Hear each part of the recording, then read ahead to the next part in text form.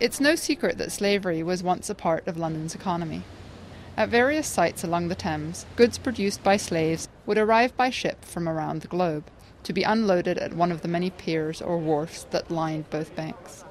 Beyond the waterfront, the areas that now comprise London's modern financial district were also key to the industry. In the streets around the Bank of England, ships and insurance used in the slave trade were sold and bought. Here at 12 St. Michael's Alley is the site of the Jamaica Coffee House.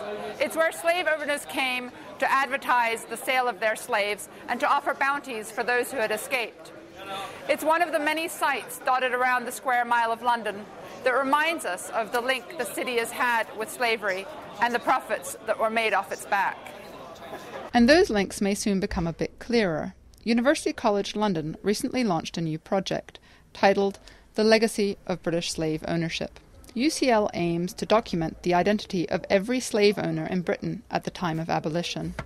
Professor Catherine Hall, who heads up the project, says that Britain's role in slavery is in need of a fresh perspective.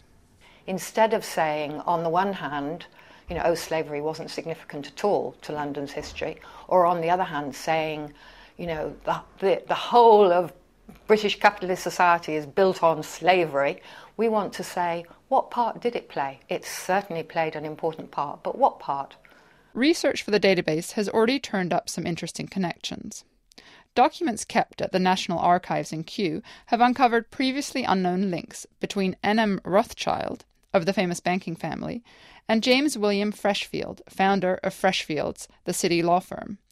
The Rothschild family's chief archivist was surprised at the news, as the information was neither in the family's extensive archive nor in the 2-volume history written on the family.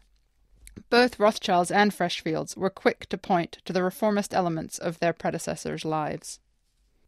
Those behind the project think that shedding light on the past can only be a good thing. I think we'll discover things that are uncomfortable for some people, but I think it's much better to be open about this history, and I think the experience of people when they are open about it is that you can deal with it. Things that are hidden are much more troublesome on the whole than things that are openly acknowledged.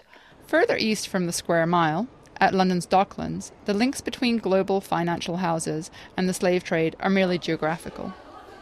Here at the Museum of London, a permanent exhibition stands as testament to the wharves and warehouses along the River Thames where goods produced by slaves across the empire would make their way to the capital. But with UCL's work just getting started, we may soon know more about the past and what the implications are for the present. I'm Carola Hoyos for the Financial Times.